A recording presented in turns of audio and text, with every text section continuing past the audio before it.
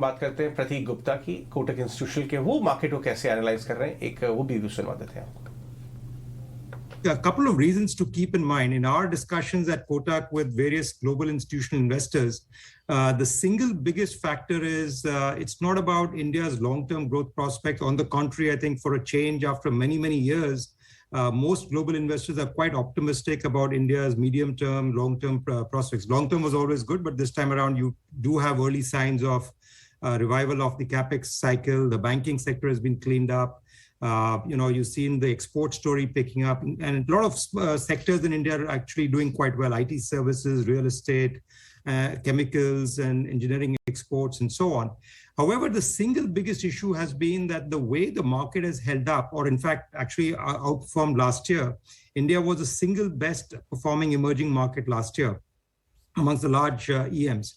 And this year also, we started out with a fairly high valuation range. We were trading at the start of the year about 22 times FY23 earnings.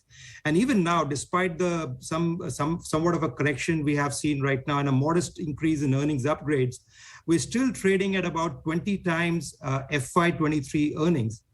Which is actually not cheap considering the risks involved as far as India is concerned. Specifically, for example, recently you've got the Russia-Ukraine crisis, which has resulted in a spike in oil prices. Second, we have things like the UP election. We have potentially a Fed rate cycle, which may turn out to be far more aggressive than what the street is expecting. So that's impacting overall risk appetite in general.